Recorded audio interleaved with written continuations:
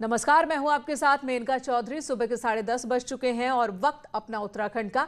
सबसे पहले बात कोरोना की कर लेते हैं। प्रदेश में कोरोना के नंबर लगातार बढ़ते जा रहे हैं। प्रदेश में कोरोना के मामले अब परेशान करने लगे हैं। लगातार दूसरे दिन 1000 से ज्यादा केस सामने आए। गुरुवार को 1015 नए केस सामने आए। वहीं उत्तराखंड में अब तक कुल केसेस की संख्या 28,200 के पार पहुंच चुकी है। बीते 24 घंटे में 5 मरीजों की जान चली गई, जिसके बाद मृतकों का आंकड़ा 377 पहुंच गया। उत्तराखंड में एक्टिव केसेस की बात करें तो 8,900 के पार ये पहुंच चुकी है। गुरुवार को देहरादून में 275, उधम सिंह नगर में 248, हरिद्वार में 157 और नैनीताल में 118 नए केस सामने आए।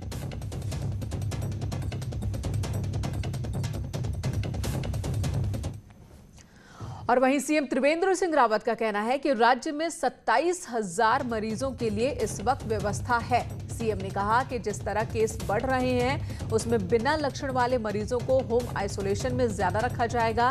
सीएम ने कहा कि ये एक फ्लू है, इसलिए लोग सुरक्षित रहें, घबराएं नहीं, सतर्क रहें।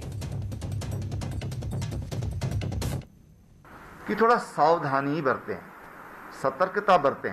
दूसरी चीज, अगर हमारे घरों में व्यवस्था है तो हमको आइसोलेशन अपने घर पर ही कर रहना चाहिए। होम क्वारंटीन कर लें, होम आइसोलेशन कर लें तो ज़्यादा बेटर है। घबराने की ज़रूरत नहीं है। एक फ्लू है, उसको हमको एक फ्लू के रूप में ही लेना चाहिए। अगर हम घबराते हैं तो उससे एक समस्या बढ़ती है। तो इसलिए लोग सावधान रहें और अपने ऊपर विश्वास रखें।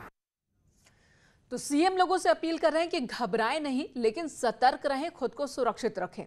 कोरोना के मामले लगातार बढ़ रहे हैं और ऐसे में एक बार फिर लॉकडाउन की मांग भी उठने लगी है। बीजेपी के राजपुर से विधायक खजान दास और बद्रीनाथ से विधायक महेंद्र भट्ट का कहना है कि एक बार फिर से लॉकडाउन हो जाना चाहिए। दूसरी तरफ डीजी हेल्थ अमृता उप्रेती का कहना है कि बढ़ता संक्रमण एक चैलेंज तो है, लेकिन पूरी सतर्कता के साथ इससे फेस कर सकते हैं और इस चुनौती का सामना करना ही एकमात्र रास्ता है। विषय को लेकर के सोचना भी चाहिए कि क्या हम कर सकते हैं, क्या हम लॉकडाउन कुछ समय के लिए कर सकते हैं, क्योंकि जो हालात है वो बहुत ज़्यादा खराब हो रहे हैं। मुझे लगता है कि अगर कुछ समय के लॉकडाउन सख्ती से, चाहे वो 5 दिन 7 दिन जो भी हो कर दिया जाता है, तो इससे निश्चित रूप से हम इसमें कंट्रोल करने की स्थिति में आएंगे। हमारे पास चैलेंजेस हैं, हम उन चैलेंजेस को फेस करते हुए कार्य करेंगे और डेफिनेटली अगर हम संयम से और वो सारी जो मैंने आपको बताए हैं कि क्या करना चाहिए हमको हर स्तर पर, तो उन स्तरों से हम गुजरेंगे। और इसी बीच एक जो सबसे बड़ी चिंता बन गई है वो ये कि विधानसभा सत्र कैसे बुलाया जाए, और इसी मुद्दे को लेकर आज दोपहर 3:30 बजे मीटिंग होनी है।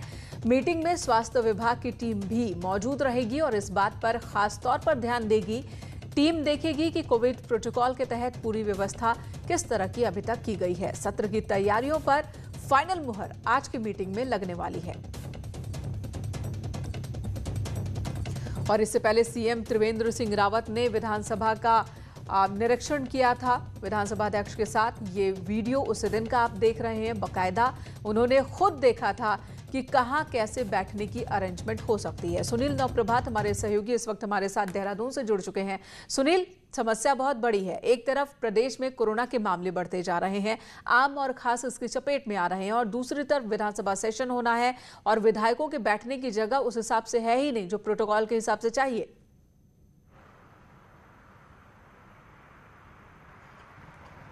देखिए, मैंने कहा इसी को लेकर आज सुरक्षा संबंधी एक महत्वपूर्ण बैठक है जो हाई लेवल कमेटी की ये बैठक होगी।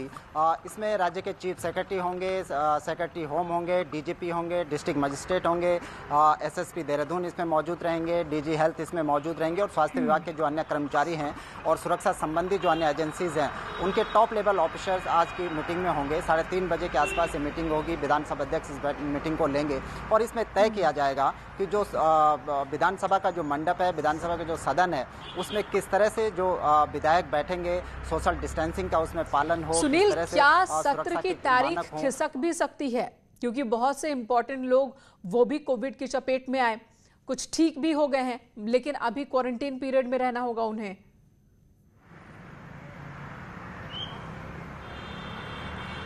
देखिए, पहले ये आशंका जताई जा रही थी कि सत्र को 1-2 दिन आगे खिसकाया जा सकता है, लेकिन फिलहाल अब इस बात की संभावनाएं बेहद न्यून हो गई हैं, क्योंकि जो संसदीय सचिव हैं मदन कौशिक, वो कल ही डिस्चार्ज होकर होम आइसोलेशन में आ गए हैं। तो करीब 7 से 10 दिन वो होम आइसोलेशन में रहेंगे, तो 23 तक सदन को अटेंड कर सकते हैं। हालांकि अन्य विधायक भी, चाहे वो कुंवर प्रणव चैंपियन की बात हो, सुरेश राठौड़ की बात हो, विनोद चमोली की बात हो, ये सभी लोग कोरोना संक्रमित हैं और हॉस्पिटलाइज हैं। तो इसको देखते हुए भी आज सत्र में ये बात इस चर्चा की जाएगी कि किस तरह से जो विधायक इस सेशन में शिरकत करेंगे उनका कोविड टेस्ट होगा, किस तरह से टेस्ट होगा। कुछ विधायक हैं जो 60-65 साल की उम्र से ऊपर के हैं, करीब 12 विधायक ऐसे हैं, उसमें नेता प्रतिपक्ष इंदिरा हृदय। जी बिल्कुल, देखना होगा आज की मीटिंग पर। आप भी अपनी नजर बनाए रखिए, हम भी आपसे अपडेट लेते रहेंगे। लेकिन फिलहाल अगली खबर का रुख कर लेते हैं। बद्री केदार धाम में काम कैसे होगा, इसकी मॉनिटरिंग खुद प्रधानमंत्री कर रहे हैं और बीजेपी सरकार और संगठन को लगता है कि इसका फायदा सिर्फ राजनीतिक ही नहीं बल्कि सामाजिक, आर्थिक और धार्मिक भी होगा। देखिए ये रिपोर्ट। देश दुनिया के करोड़ों हिंदुओं की आस्था बद्री केदार पर टिकी है। खुद 1.25 अरब की आबादी के मुखिया खुद दोनों धाम को मॉडर्न बनाने के काम में जुटे हैं। काम डबल इंजन की सरकार में हो रहा है, लेकिन राज्य सरकार के मुखिया इसमें कोई राजनीति मतलब नहीं देखना चाहते, पर ये मानते हैं कि जो काम हो रहा है उसका फायदा बीजेपी को मिलेगा। माननीय प्रधानमंत्री जी जो कुछ भी कर रहे हैं उत्तराखंड के 4 धामों के लिए कर रहे होंगे, उसका कोई राजनीतिक निहितार्थ नहीं निकाला जाना चाहिए। लेकिन ये ठीक है कि उसका राजनीतिक लाभ निश्चित रूप से मिलेगा भारतीय जनता पार्टी को। बद्री केदार में चल रहे काम को बीजेपी 2022 में ही भुनाना चाहेगी, खासतौर पर उन विधानसभा क्षेत्रों में जहां या तो काम चल रहा है या जहां से इन धामों का रास्ता गुजरता है, फिर चाहे वो रोड के जरिए हो या रेल के जरिए। वहीं विधायक मानते हैं कि हिंदुत्व के एजेंडे वाली बीजेपी को इससे देश और देवभूमि दोनों में फायदा होगा।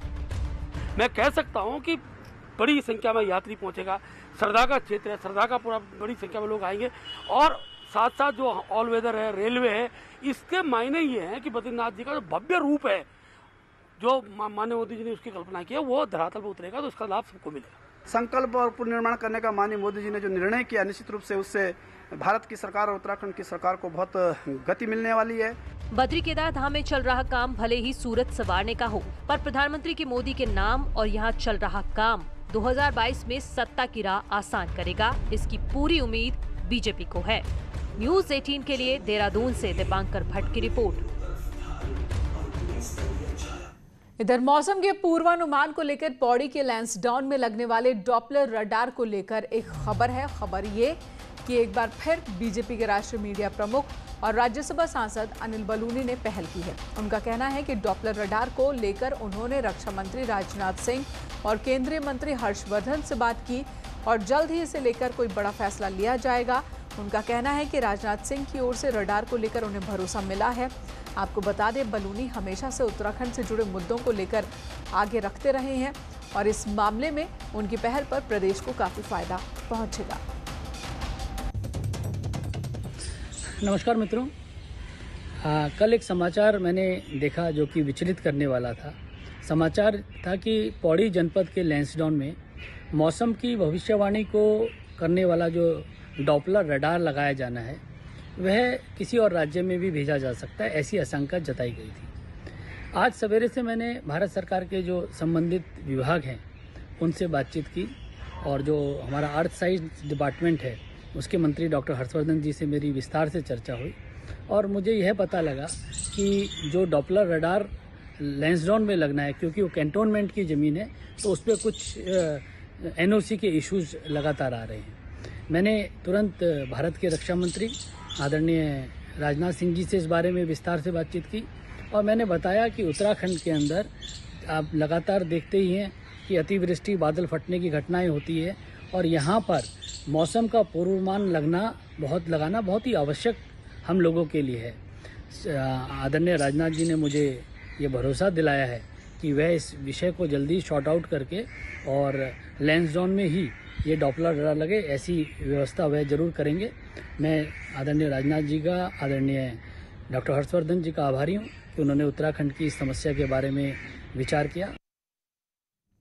इधर महेश नगी यौन शोषण मामले में पुलिस पॉलीग्राफ टेस्ट भी करा सकती है। एसएसपी अरुण मोहन जोशी का कहना है कि किसी को भी अपने बयान दर्ज कराने हो या फिर किसी को लगता है कि पूर्व में दिए गए बयान में कुछ ऐड कराना है तो वो किसी भी वक्त अपने बयान में अपना बयान दर्ज करा सकता है। वहीं जांच के दौरान अगर पुलिस को लगता है कि कई बार बयान बदले जा रहे हैं तो जरूरत पड़ने पर पुलिस ऐसे व्यक्ति का पॉलीग्राफ टेस्ट भी करा सकती है। वहीं नेगी मामले में एक पुलिस कांस्टेबल के जबरदस्ती बयान दर्ज कराने वाले वायरल हो रहे ऑडियो पर एसएसपी का कहना था कि ऐसा कुछ भी नहीं है, उसे बयान दर्ज कराने के लिए बाकायदा पुलिस ने इंफॉर्मेशन भेजी थी। अगर कहीं पर किसी स्टेज में ऐसा लगता है कि कोई स्टेटमेंट इस तरह के आ रहे हैं जो कि जिनमें कॉन्ट्रडिक्शन है और पॉलीग्राफी करवाने की आवश्यकता है तो इमीडिएटली पॉलीग्राफी करवाया जाएगा, लेकिन उसका अगर आवश्यकता होगी तभी उसको हम लोग करवाएंगे। कांस्टेबल है उसके बारे में बात है, उसको ऑफिशियली कम्युनिकेट किया गया था और ऑफिशियल कम्युनिकेशन के आधार पर ही वो आया था जो इन्वेस्टिगेटिंग ऑफिसर उनके पास, और जो प्रक्रिया रही है पूरी की पूरी जो ऑफिशियल चैनल से कम्युनिकेशन हुआ है उसके बाद ही उसको स्टेटमेंट रिकॉर्ड किए गए हैं। इधर अल्मोड़ा मेडिकल कॉलेज में 2 अक्टूबर तक कोरोना टेस्टिंग लैब बनकर तैयार हो जाएगा। उत्तराखंड की सबसे हाईटेक कोरोना टेस्टिंग लैब बन रही है। अभी तक राज्य में BSL 2 लैब हैं, जबकि BSL 3 लैब राज्य में पहली बार अल्मोड़ा मेडिकल कॉलेज में ही बन रही है। इस लैब में रोजाना 1000 कोरोना संक्रमितों के टेस्ट हो सकेंगे, जिसके लिए डॉक्टर भी ट्रेनिंग लेकर अल्मोड़ा पहुंच गए हैं। जो हमारी कोविड की लैब बन रही है ये BSL 3 लैब बन रही है, जो स्टेट में पहली होगी, क्योंकि अभी तक सभी जगह BSL 2 लैब हैं। तो BSL 3 लैब के थोड़े से मानक काफ़ी आगे होते हैं, तो उसको करने में थोड़ा सा समय लग रहा है हमें। और जो भारत सरकार का उपक्रम है हिंदुस्तान HAL जो है, तो HAL इसमें काम कर रहा है और लगभग हमारा ये समझ लीजिए कि आज 10 तारीख हैं, तो 20 दिन में लैब एकदम से पूरी तरह फंक्शनल हो जाएगी, जहां की टेस्ट होने लगेंगे। उत्तरकाशी में यमुनोत्री नेशनल हाईवे पर ओजरी डापरकोट के पास 400 मीटर भूस्खलन जोन एरिया 2017 से एक्टिव है, जिस पर लाखों सिर्फ मलबा हटाने के नाम पर ही खर्च हो रहे हैं, लेकिन अब तक स्थायी समाधान नहीं निकल सका है। जिला प्रशासन की माने तो यहाँ 700 मीटर के एरिया में टनल बनाने का प्रस्ताव सरकार ने पास किया, लेकिन अभी तक काम शुरू नहीं हो सका। यमुनोत्री धाम में नेशनल हाईवे बीते 3 साल से निर्माण कार्य अधर में लटका हुआ है।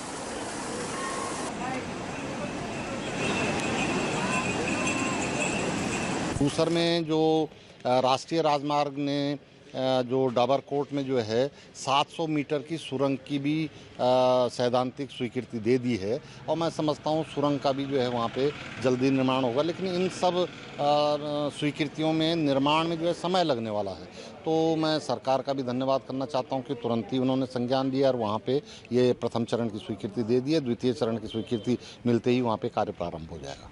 ये भी वहाँ पर लगातार लैंडस्लाइड भी होती है, मलबा आ रहा है, लेकिन वहाँ पे अभी कार्य भी चल रहा है हमारा। उसको जो कार्यदायी संस्था है वो उसको मेंटेन भी कर रही है सड़क को। इसके अतिरिक्त उनके द्वारा बताया गया कि वहाँ पर टनल का निर्माण की भी एक उनके पास एक अनुमति आ गई है और उसको भी अब आगे प्रोसेस किया जाएगा ताकि वो प्रॉब्लम के से हमेशा के लिए सोल्यूशन निकल जाएगा। द ऑल वेदर रोड निर्माण प्रोजेक्ट के तहत NH58 पर तोता घाटी के पास पहाड़ी कटान के लिए टिहरी जिला प्रशासन द्वारा कार्यदायी संस्था को 1 महीने तक यातायात बंदी की अनुमति दी गई है, जिससे 1 महीने में कार्यदायी संस्था द्वारा अपना काम पूरा कर लिया जाए और उसके बाद तोता घाटी में यातायात सुचारू हो सके। डीएम का कहना है कि लगातार तोता घाटी के पास सड़क चौड़ीकरण का काम चल रहा है, जिसकी वजह से यातायात बाधित हो रहा है और कार्यदायी संस्था द्वारा 1 महीने के लिए यातायात बंदी के लिए परमिशन मांगी गई थी और 1 महीने बाद काम पूरा होने पर यातायात सुचारू करने की बात कही गई है। में हमारा सबसे डेंजरस पॉइंट बना हुआ है, उसमें एक बड़े लैंडस्लाइड की वजह से सड़क पूरी तरह से वॉश आउट हो चुकी है। उसमें जो NH है उन्होंने हमसे ये रिक्वेस्ट किया है कि अगले 1 महीने का उनको समय दे दिया जाए और इस 1 महीने में वो कंप्लीट रोड को ओपन कर देंगे, बड़े वाहनों के लिए भी, छोटे वाहनों के लिए भी। और अगली खबर का रुख कर लेते हैं विकासनगर से खबर, जहां पर छात्र के डूबने का मामला सामने आया है। यमुना में डूबकर एक लापता हुए छात्र का मामला। पुलिस ने छात्र की खोजबीन में अभियान चलाया है। कल दोस्तों के संग पार्टी मनाने पहुंचा था, यहां पर कटा पत्थर पहुंचा था ये छात्र। जम्मू कश्मीर के गुज्जर नगर का रहने वाला है, जो कि लापता हो गया है। इसका नाम खालिद बताया जा रहा है। Sai institute and technology Dehradun में पढ़ रहा था। यमुना नदी में नहाते वक्त डूब गया, जिसके बाद से उसकी तलाश चल रही है। विकासनगर कोतवाली क्षेत्र का ये मामला।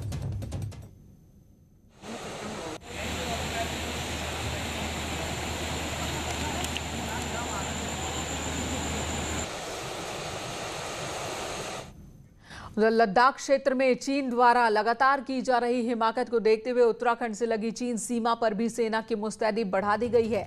भारतीय वायुसेना ने यहां अपनी नजर रखनी शुरू कर दी है। यहां के आसमान में आज फिर फाइटर जेट विमान उड़ते देखे गए। गौचर स्थित हेलीपैड पर हेलीकॉप्टर्स ने भी उड़ान भरी।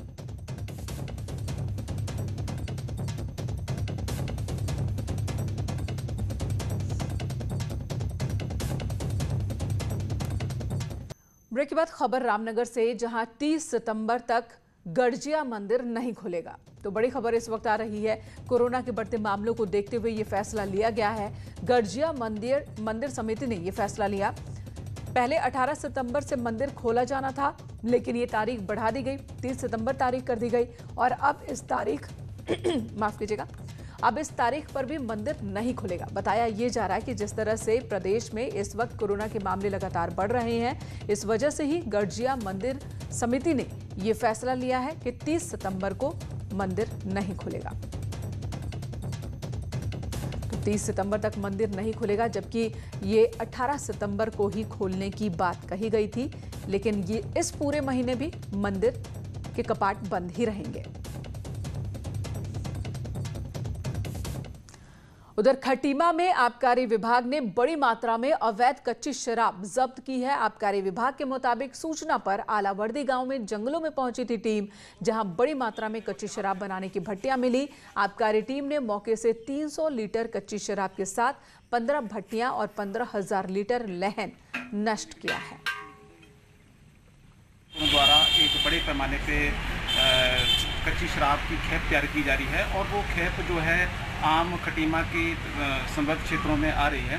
उसको मद्देनजर आज मेरे द्वारा अपनी टीम द्वारा उस आलावर्दी पीहड़ जंगल में काम्बिंग की गई, जिसके तहत 20 सुलगती भट्टियों को मौके पर नष्ट किया गया और 300 लीटर कच्ची शराब मौके से बरामद हुई है।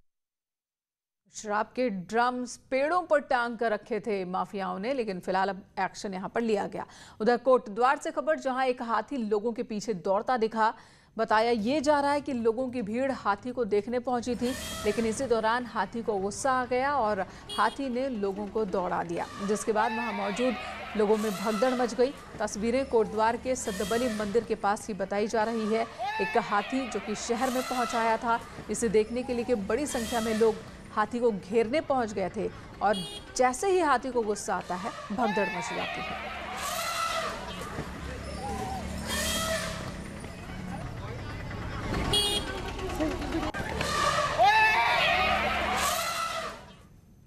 तो हाथी के गुस्से से बाल बाल बचे ये सभी लोग। उधर गुरुवार सुबह ऋषिकेश के IDPL कॉलोनी में घुसकर 4 लोगों को घायल करने वाले गुलदार को फॉरेस्ट टीम ने पकड़ लिया है।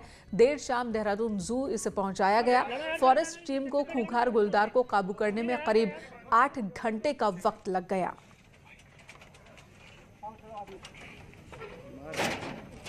और साथ में भी खबर आई थी कि इसने गुलदार ने एक लेडी को भी घायल किया, 2 बच्चों को घायल किया और एक कोई पुरुष थे उनको घायल किया। तो टीम हमने तुरंत मौके भेज दी थी। पहले मौके का जायजा लिया गया कि कैसे कहाँ पे है लोकेशन, क्या तक स्ट्रेटेजी बनाई जा सके। और इस बीच में पहले तो बता रहे हैं कि गुलदार शायद बाहर कहीं झाड़ी में छुप गया था और थोड़ा सा इंटरवेंशन करने पर गुलदार को एक सक्सेसफुली एक जो यहाँ पे पुराना सा खंडर साइड बना था उसके अंदर जो इसको कैद किया गया। इधर रुड़की के भगवानपुर इलाके के गांव में पिछले 2 महीने से गुलदार के आतंक से गांव वाले दहशत में हैं। एक गांव में गुलदार और उसके 2 शावक देखे गए। गांव के पास पिंजड़े भी लगाए गए हैं, लेकिन गुलदार अभी तक पकड़ में नहीं आया, बल्कि बकरी और कुत्ते को भी अपना निवाला बना चुका है। वन विभाग गुलदार के पंजों की निशानदेही पर पकड़ने की कोशिश में जुटा हुआ है। 2 महीने से लगातार गुलदार गांव में आ रहा है और गुलदार का दहशत इतनी बैठी हुई है कि किसान भी परेशान है, हम ग्रामीण परेशान हैं, बहुत परेशान है। गुलदार यहीं बराबर वाले रास्ते के बराबर में बैठा हुआ रहता है, रोज मिलता है। गुलदार को पकड़ने के लिए जनरली हम पिंजरे का उपयोग करते हैं।